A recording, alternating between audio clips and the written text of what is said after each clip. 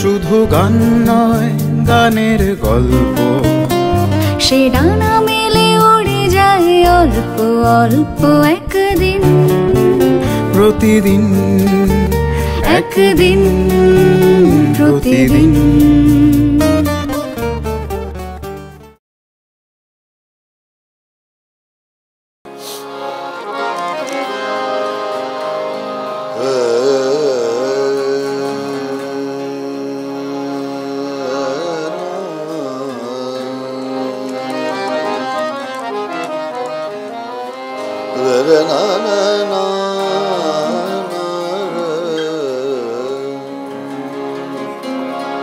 দুজনের হৃদয় থেকে আগুনের পরাগ মেখে, দুজন যেমন পড়ে যেতে যেতে থামে, ভালোবেসে আমি দেখিনি তেমন করে,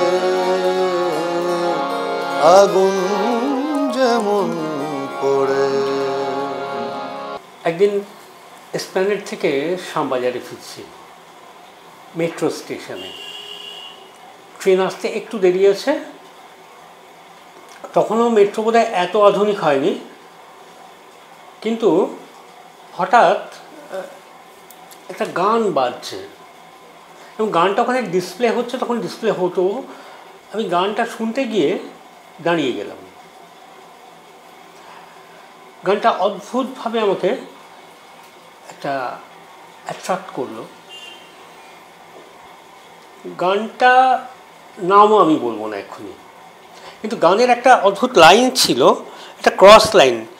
কোথা থেকে এক নিমেষে বেপরোয়া মেঘ এসে নিভিয়ে দিল রোদের বাতি। আমি ওই শিল্পীর নামটা দেখার আগে, গায়কের নাম দেখার আগে ট্রেন এসে গেল, উঠে পড়লাম। অদ্ভুতভাবে আবার যখন শ্যামবাজারে নামলাম দেখলাম ওই গানটাই চলছে, তো তখনও তাড়াহুড়োতে সেই গানটার শিল্পীর নাম জানা হলো না। তার দুদিন পর স্টুডিওতে গিয়ে বন্ধুবান্ধবকে জিজ্ঞেস করে বলে, আরে তো গৌতম দা নতুন গান, এটা অসাধারণ একটা গান রিলিজ করেছে, এটা খুব বাজছে, ভালো করে শুনিস, মন দিয়ে শুনিস। যাই হোক, পরবর্তীতে গানটা পুরোটা শুনলাম। আর সেই গানের যিনি স্রষ্টা, সুরকার, গীতিকার, গায়ক, সে এক অন্যরকম চেহারা না, একটা তো টোটাল কমপ্লিট একটা ব্যাপার। এটা শুনলে অস্বস্তি হয়, কিছু না, যাদের গান শুনে এসছে। বলো, তোমাকে থামাবো না, বলো। না না, আগে তো ভালো ভালো কথা শুনেনি, তারপর না, একটা ভালো লাগা কাজ করে যেহেতু, সেটা একটা ভালো গানের জন্যই একটা, সেটা তো আমি কৃতজ্ঞ তার জন্য। আমার গুরুদের আশীর্বাদ, আমার বাবা মার আশীর্বাদ, বন্ধু বান্ধবের আশীর্বাদ, একটা ব্রিজ তৈরি হয় কোথাও, মানে তখন থেকে একটা কোনো একটা অদৃশ্য একটা ব্রিজ কিছু তৈরি হয়। আর গৌতম ঘোষাল মানেই একটা একটা ছবি কিন্তু মনের মধ্যে আসে। ধরো একটা সফট জোন, একটা আলোর বৃত্ত, সেখানে কোথাও শব্দরা একটু টুপটাপ করে ঝরছে, সুর কোথাও পায়ে পায়ে এগিয়ে আসছে। এটা কি খুব পরিকল্পনা মাফিক করতে তুমি, বা এখনো করো? না, আমার মনে হয় পরিকল্পনা করে কোনো কি বলবো নির্মাণ হয় না। খুব একটা পরিকল্পনা থাকে, কিন্তু শুরু করতে হয় শূন্য থেকেই, করতে করতে করতে করতে করতে একটা নির্মাণ তো হয়। তো যদি পরিকল্পনা করেই হয়, এত তো টাকা ছামার মেশিন না যে বললাম 500 টাকা টিপলাম 500 টাকাই বেরোবে, 20 টাকায় বেরোবে, তা নয়। এটা মেশিন তো বটে, একটা মেকানিজম কাজ করে, আবেগ, বুদ্ধি সব কিছু লাগে, কিছুটা ইমোশনাল হতে হয়, কিছুটা সেরিব্রাল হতে হয়। আর এমন কোনো গান এখন সে অর্থে, হ্যাঁ এটা ভালো মনে পড়ছে, বলা দরকার, পরিকল্পনা করে যেটা করি, যে গান লোকে শুনবেন না মনে হয়, সে গান এখন আর বানায় না, এটা একটা পরিকল্পনা। মানে করবো না, এটা তো একটা পরিকল্পনা। শুধু যেটা করবো বা কোথায় যাবো সেটাই পরিকল্পনা, আমি ওখানে যাবো না, এটা তো একটা পরিকল্পনা। আমি এটা বলবো না। তেমনি ছোটোবেলায় যেমন ধরো নিজে আনন্দে গান তৈরি করতাম, এখনও যে আনন্দ পায় না তা না, কিন্তু তখন একটু অন্যরকম সুর করার দিকে একটু, যেটা মানে কোমলকান্তাটা খুব আনওয়ান্টেড, কোমলকান্তাটাই লাগাবো, কী করে লাগানো যায় এরকম করতাম। এখন সেটা করি না। কিন্তু এই প্রসঙ্গে বলি তো কেন পরিকল্পনা করি না আমি বুঝতে পারবে। সেটা হলো আমার শুরু থেকেই সুর আগে আসে, পরে কথা আসে, যার ফলে কথা লেখার লিবার্টি অনেক কমে যায়। সুরের উপর সেই মিটার, সেই স্ক্যানে, সেই ছন্দে করতে হয়, তো অন্ত মিলে খুব সমস্যা হয়। আগে যদি লিখে ফেলতে পারতাম তাহলে কথার শব্দ চালার যে ব্যাপারটা সেটা অনেক আমার আয়ত্তে থাকতো, নিয়ন্ত্রণে থাকতো। করিনি তা না, কথার উপর সুর লিখেছি, সুর করেছি পরবর্তীকালে। এটা একটা ভালো অভ্যাস, কিন্তু এটা ভালো অভ্যাস, যেটা অনেক আগেকার দিনে যে একদম তাই। ধরো শ্যামল গুপ্ত মানববন্ধু বাড়িতে এসছেন যে দেখতো সুরটা, কথাটা কেমন লাগছে, সুর করে এরকম হয়েছে অনেকে পরে। আমার সময় অনেকেই সুরের উপর কথার উপর সুর করে। তো এই হলো আমার ব্যাপার, মানে ন্যাচারালি খুব পরিকল্পনা করে হবে না। অনেক সুর পড়ে আছে, কথা লেখাই হয়নি। আর তুমি যে গানটা কথা বললে, এই গান পরবর্তীকালে প্রসঙ্গ পাবো না বলে আমি বলিনি, এটা মঞ্চেও বলেছি দু একবার, টেলিভিশন চ্যানেলেও বলেছি যে এই গানটার প্রতি আমার অনেক ঋণ। কারণ এই গানটা আমাকে প্রথম তোমার মতো দু একজনের কাছে, গৌতম ঘোষাল বলে আছেন যিনি গান করেন, কেমন গান করেন পরে কথা, গান করেন এটা তো আগে দরকার, যে সেই পরিচিত আমাকে দিয়েছিল এই অ্যালবামের প্রথম গানটা কুসুম কুসুম। এই গানটি আমার প্রথম, সে অর্থে মৌলিক বাংলা গান আমার রচনা। এটা বোধ হয় সম্ভবত 96, 97, 95 লেখা।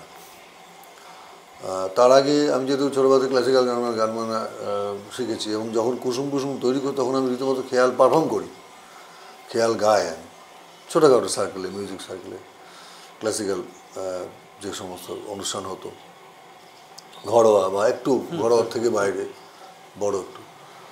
তো যার ফলে কখন কী হতো তুমি বুঝবে এটা ঋত্বিক, যে ওই হয় বাগেশ্রী মতন, না রাগেশ্রী মতন, নালে গৌরব কল্যাণ, নালে এমন রাগ ঘেঁষা হয়ে যাচ্ছে।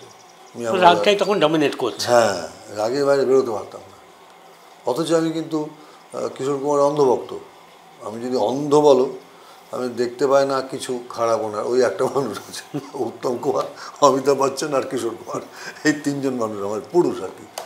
আর নারী কতজন পুরুষ এই আঙুলে কতজন পছন্দ সেটা এই আঙুলে হবে না। সেই সুচিত্রা সেন থেকে শুরু হয়েছে অনেক অনেক, সমষ্টিগত বলা যেতে পারে, সমষ্টিগতভাবে।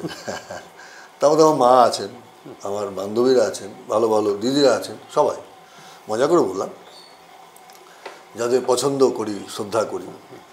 তো অন্ধই তিনটে মানুষের প্রতি, পুরুষের প্রতি, সেটা হচ্ছে উত্তম কুমার, অমিতাভ বচ্চন আর কিশোর কুমার।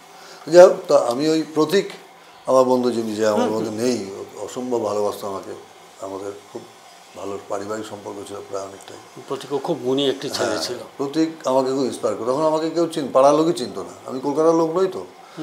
তা প্রতীকের সঙ্গে আলাপ হয়েছিল, প্রতীক বাড়ি যেতাম আড্ডা মারতে, ওই নতুন কী করলি শোনা। তখন প্রতীক বলে, এই প্রথম তোর একটা মৌলিক বাংলা গান শুনলাম, এটা প্রতীকের গয়না হয়েছে। তো এই হচ্ছে আমার তোমাদের সামনে আসার পেছনের ঘটনাটা। এই তারপর সেই গান দুজন থেকে, দুজন চারজন থেকে 200-400 হতে হতে সেই সময় আসলে তোমাকে যেটা বলতে চাইছে, ইচ্ছে করছি বলতে, যে খুব পজিটিভ হইতে বলছি, যারা অনুরোধ করছি কিছু মনে করবেন না, যারা শুনছেন আমার গানের বন্ধুবান্ধব যারা, সেই সময় আমার লড়াইটা, আমাদের মতন যারা নতুন গান করছে তাদের লড়াইটা ছিল ত্রিমুখী বা দ্বিমুখী বা বহুমুখী বলতে পারি। আমাদের এই মুহূর্তে যেগুলো মুখ মনে পড়ছে, সেটা একটা হচ্ছে ব্যান্ডের তখন প্রচণ্ড জনপ্রিয়তা, আমাদের গানের ধারা অভিমুখ পুরো অন্যদিকে। তার মধ্যে যারা কিছু কিছু মানুষ ব্যান্ডের গানও শুনছে, আবার আমার গানও শুনছে, এমন তো হতে পারে।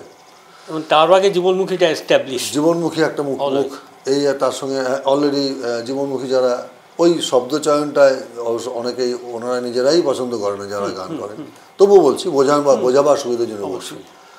তো জীবনমুখী গানের একটা জনপ্রিয়তা প্রচুর, ট্রামে বাসে সুমন নচিকেতা নিয়ে আলোচনা হচ্ছে, তারপরে অনেকে এসছে।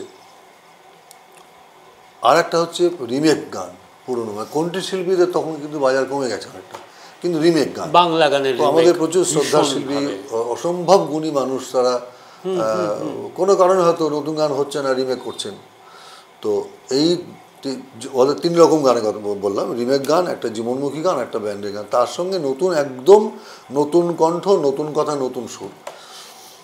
এটাকে মানুষ আগে ঢুকতে হবে, তারপর মানুষ জাজ করবে যে এটা ভালো না খারাপ। সেই দিক থেকে আমি কিছুটা সফলতা পেয়েছি বলে আমার সমস্ত বন্ধুবান্ধব, এবং এর মধ্যে আমি এইটুকু ছুঁয়ে রাখি যে সবার খুব প্রিয় শিল্পী, নতুন বাংলা গান নিয়ে যে মানুষটা খুবই লড়াই করে বলেন, সে আমার খুব বন্ধু শ্রীকান্ত আচার্য। আমার বাংলা গানে আসার পেছনে ওর অবদান, ওরই অবদান আছে। আমি কখনো বাংলা গান গাইবও ভাবিনি। একসময় বুঝতে পারছি খেয়ালটা গাওয়া হবে না, আমি চাকরি করতাম, সরকারি চাকরি, তো সেইটা চাকরি করে ফুল টাইম না হলে খেয়াল গান গাওয়া যাবে, বুঝতে শুরু করেছি।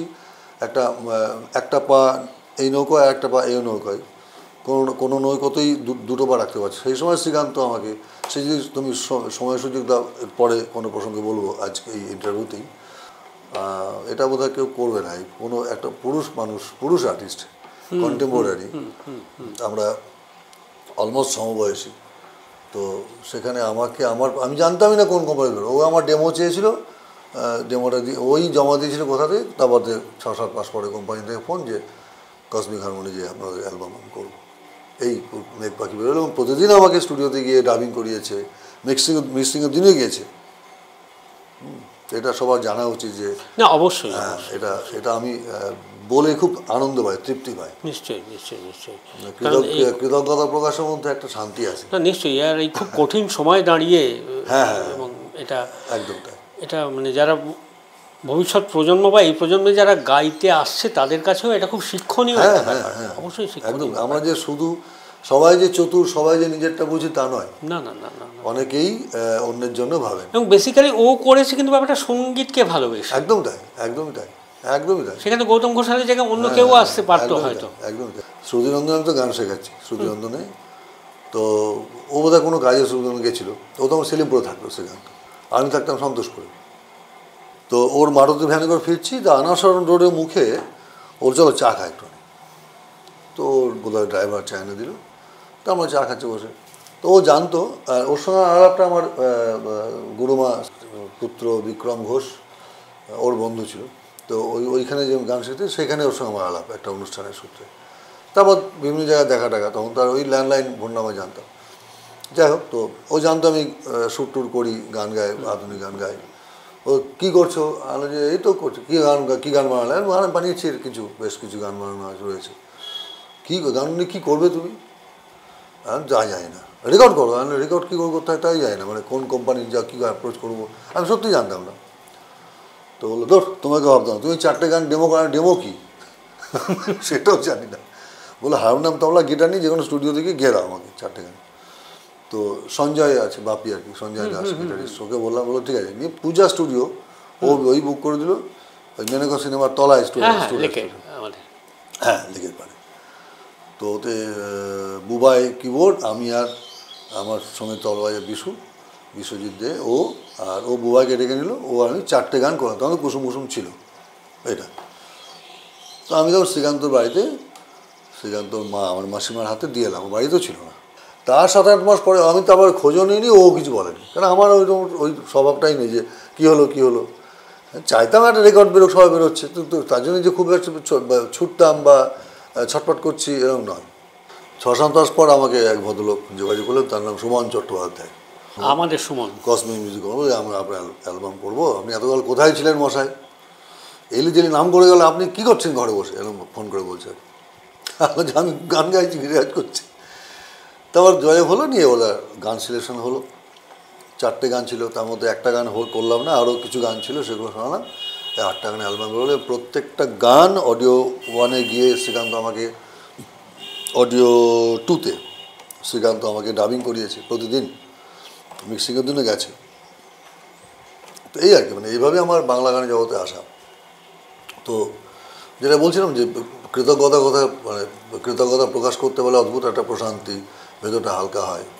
এবং যারা জানেন না তাদের কাছেও এই বার্তা যায় যে আমরা মিলেমিশে থাকতে পারি। না অবশ্যই, এই কারণে মানে শ্রীকান্তকে আমরা ধন্যবাদ দেবো যে গানটা শোনার পেছনে ওর একটা অবদান আছে। হ্যাঁ, ওর গানটা না, ও আমার বাংলা গান গাওয়ার পেছনেই ওর অবদান। ও শুনলে আমাকে মারতে আসে আর কি, কেন তুমি সব বলতে যাচ্ছ এরকম বলে, দূর দূর বাদ্যা বলে। তো সেটা ওর রুচি, ওর শিক্ষায় বলে। আমাকে তো আমারও তো রুচি শিক্ষা আছে, আমাকে তো বলতেই হবে। তো গানটা অ্যাকচুয়ালি গাই নাকি? খুব ভালো হয়। কি স্কেল করেছিলি? এটা করেছিলাম আমাদের বি ফ্ল্যাট মাইনে, এখন জিসা মাইনে গায়। কুসুম কুসুম রোদ্দুর ছিল একটু আগে, হঠাৎ খুশির খবর যেমন ভালো লাগে, তেমন ছিল ঘাসের পাতায় শিশির মিশে, কোথা থেকে এক নিমেষে বেপরোয়া মেঘ এসে, কোথা থেকে এক নিমেষে বেপরোয়া মেঘ এসে নিভিয়ে দিল রোদের বাতি, নিভিয়ে দিল রোদের বাতি, নিভিয়ে দিল রোদের বাতি। কুসুম কুসুম রোদ্দুর